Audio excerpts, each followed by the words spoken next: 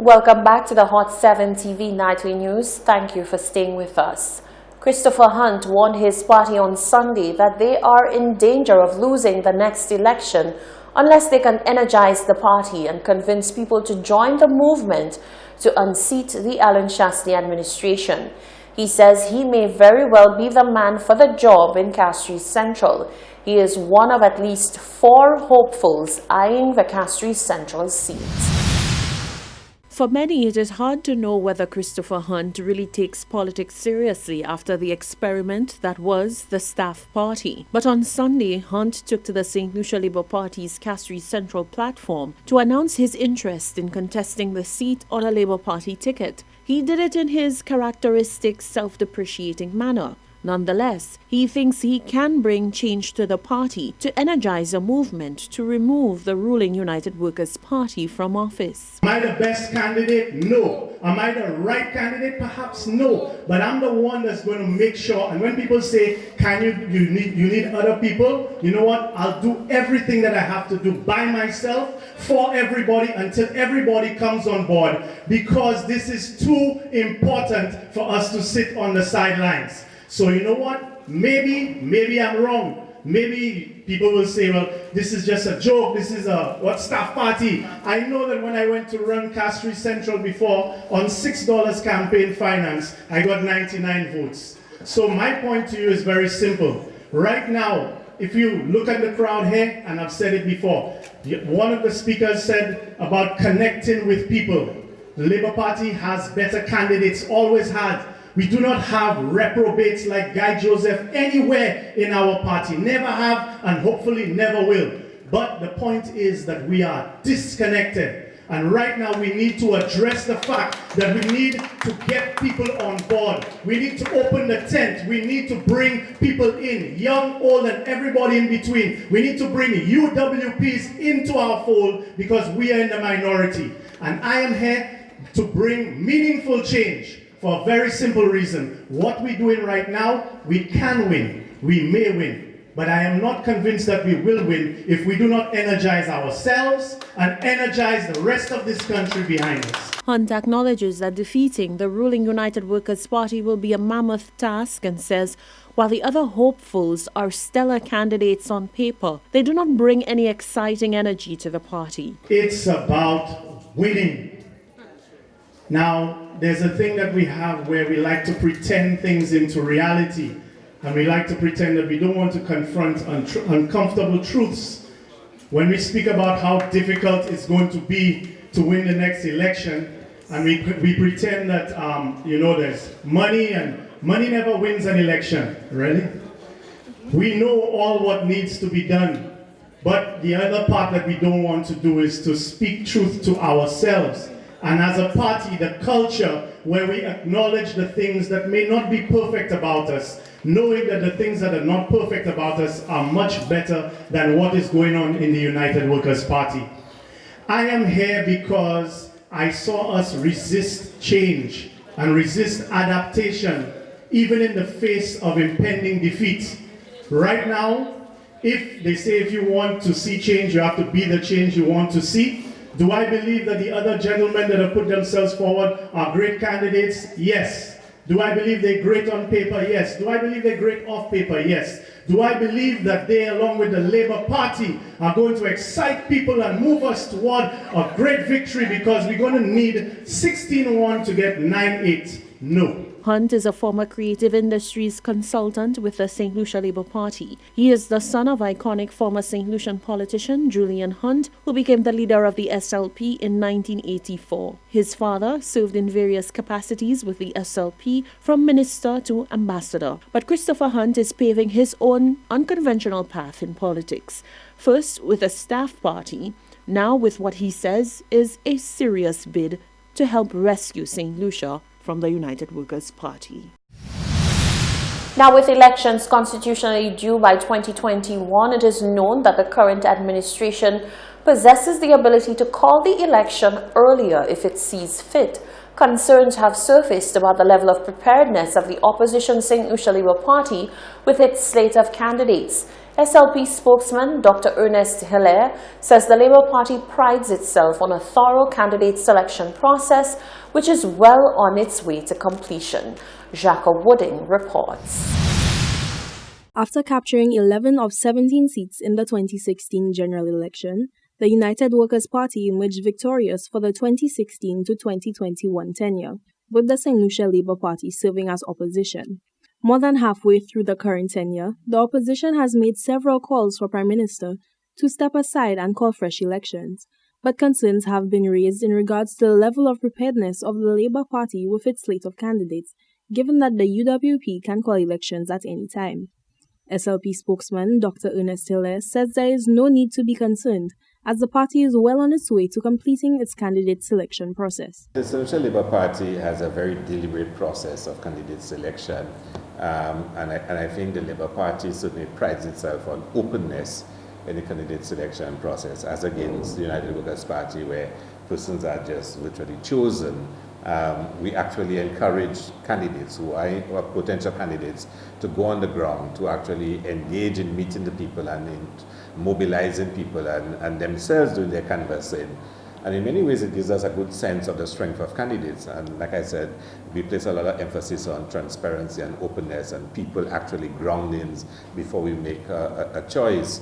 But our process is well underway. Dr. Hilaire says the challenge is to select one candidate for a constituency, where in some cases up to 6 highly qualified candidates are vying for the position. There are so many people interested in running for the Labour Party in different seats. I don't think in our history that we've had so many candidates placing themselves forward, in the various constituencies. In some constituencies, we have 5-6 persons. That's exciting. It tells you how attractive the party is, especially in the present context of West St. Lucia is. Of course, it provides you with a little headache because you have a lot of activity and a lot of, persons going back and forth, which you really have to manage carefully. But I think we're very excited by, the persons that are offering themselves to be candidates, and we're very excited by the process. Dr. Hilaire highlights that the UWP administration has basically announced their commencement of their campaign. He says the SLP is not threatened by current rumors of an early election, and voters can expect that once concluded, candidate selection will unveil an impressive slate of candidates. For Hot 7 News, I am Jacques Wooding. Members of the Millet Minibus Association recently turned to strike action in order to bring attention to the issue of deplorable roads, a situation that they say they've been made to endure for far too long. The association has expressed that services will only resume when the roadworks are undertaken. However, things took an unexpected turn when the MP for the area chose an alternative method of addressing the issue. The drivers are not at all happy about the chosen intervention strategy taken by Transport Minister and MP Guy Joseph. Members of the Millet Minibus Association on Monday, September 9th, withdrew services to the Venus Estate and Bel Air communities due to unfit road conditions. The drivers say services to these communities will not resume until the current deplorable road conditions are addressed by authorities. The actions of the Millet Minibus Association captured the attention of Castries Southeast MP Guy Joseph, given that Bel Air is part of his community. On Wednesday, September 11th, 2019, the MP called a meeting with members of the community where, amongst other things, he announced the commission of a shuttle service to transport commuters from the Bel Air area to the main road. The president of the Millet Minibus Association, Cyprian Yard, says members are appalled by the actions of the MP. We are very much appalled at the kind of decisions that the minister is about to take or has made pronouncements on with respect to how he can resolve the issue.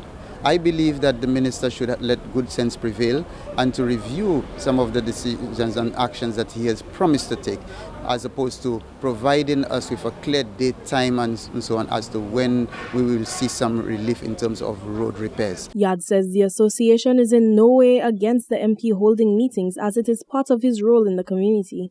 However, this recent meeting is counterproductive.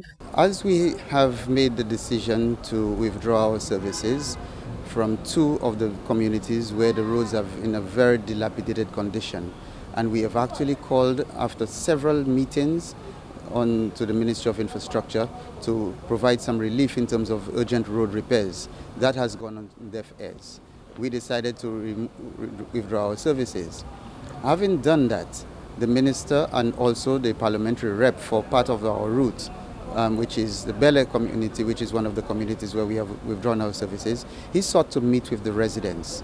Of course, as anything else, I don't say he can't meet with his residents because he's the representative. The president says complaints have seemingly fallen on deaf ears, and regardless of inconvenience, members of these communities must understand that such actions are necessary to highlight the issue. Look, we can no longer continue to ply the routes in the condition of the road that is.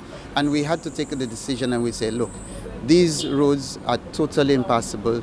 It's sometimes in very precarious situation. We are in the rainy season where parts of the roads are compromised and so on. So we decided, look, as collectively, let us temporarily withdraw our services from these areas until some immediate relief could be brought to bear on these roads. MP Guy Joseph has announced that the issue of road accessibility to the Bel Air area is of importance to his administration, and says he intends to not only patch up the road, but to instead embark on a complete rehabilitation project. For Hot 7 News, I am Jacqueline. Meanwhile, a resident from the Venus Estate community located in Millet says residents are being done a disservice by the association.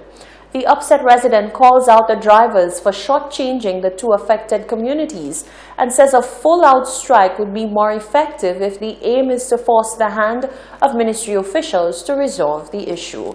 Solange Alfred tells us more. As of Monday, 16th September, members of the Millet Minibus Drivers Association are continuing on with their partial strike action, postponing service to the Venus and Bel Air communities. The reason being the deplorable conditions of the road network in these two areas.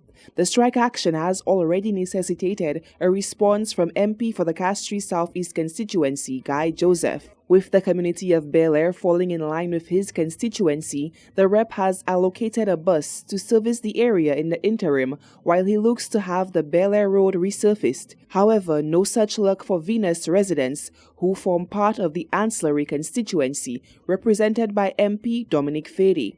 An annoyed resident of Venus Estate, Solange Duplessis, questions the relevance of the partial strike. She is of the opinion that a better course of action would be a full-on strike by bus drivers serving the Millet area. My problem with the bus drivers, if they decide to strike, to me, they're supposed to strike for the whole area, everywhere. Not only squeeze two places, squeezing Bel Air and Venus, and the other places are getting service. They're supposed to do a full strike. So when they do a full strike, the ministers will sit and decide. But when they only squeeze in the two areas, the ministers will still play them no mind. But if the whole place, no one is going to school, no one is going to work, then they're going to do something about it much quicker.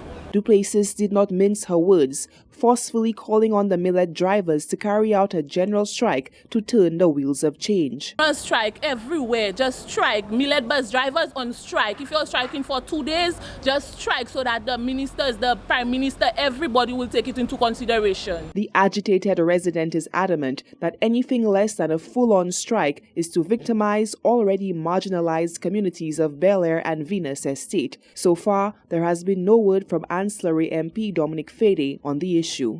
Reporting for Hot 7 News, I am Solange Alfred. Transport Minister Guy Joseph says fixing the road is a top priority and he was simply trying to ease the burdens of all involved whilst plans to solve the problem are underway. He spoke with Rochelle Gonzalez on Monday. Castries Southeast MP Guy Joseph has expressed disappointment over the actions of a group of minibus drivers and has also revealed big plans for the communities affected by the actions of said drivers. Joseph was speaking in reference to the ongoing drama unfolding in the communities of Bel Air and Venus Estate, where due to deplorable Bel Air road conditions, Millet minibus drivers have decided to withdraw their services to the mentioned communities until the road is fixed. In response to this course of action, Joseph assigned drivers to undertake a shuttle service to the areas from which the group of drivers withdrew their services. Joseph said it was unfortunate that the drivers could not bear just a bit more patience. He said some level of dialogue could have averted the actions taken. My information is that the association had written to the Ministry of Infrastructure and had CC'd the letter to me, which I had not seen this letter at the time that it was sent, because I would have been out of Ireland most likely at the time when the letter was sent. But what ended up happening is that there's a plan for the complete rehabilitation of the Bel Air Road. And I made it very clear to the members of the community that I agree that the road is in a very bad condition. So I have not even condemned the actions taken by the Minibus Association. In an earlier interview with Millet Minibus Association President Cyprian Yard, he said since the community was established some 20 years ago, the road has deteriorated tremendously and no one has done anything to fix it since then, contrary to Yard's statements. Joseph said the United Workers' Party administration, over the years, has been the only government to pay attention to the roads. The other disappointment for me in the actions taken by the association, it is not even a regular service that is provided to the community. And when I met with residents of the community, they are just free buses that service the area on a morning, and each of the buses make 2 trips. So from 9:30 thereabout, anybody who generally needs to get a bus from the Bel Air community would have to walk to the main road in order to get access to a bus. Joseph concluded with a few promising words about the future of the road and when it will be completed. The intention of the government, because it's a farming community and it's also a residential area, it's a flat area and it is always affected by water, we have decided that we are going to put this road in concrete. So you are going to have a more permanent structure of road that is going to last way beyond 20 years in this particular area. So I am very thankful to the residents of Bel Air for their understanding and the level of cooperation that we have received from them, and especially their understanding in being able to say, we are willing to wait until you can do the road and do it properly. But we expect before Christmas that this road will be completed in the Bel Air community based on how advanced plans are for the reconstruction of that section of road in the community. Joseph said, with all this said and done, one has to wonder about the motive behind the actions by the association in that area, especially since no form of protest action was taken under the reign of the previous administration when the roads were in the same condition. Reporting for Hot 7 News, I'm Rochelle Gonzalez. This is the Hot 7 TV Nightly News. Stay with us. There's more news coming up after the break.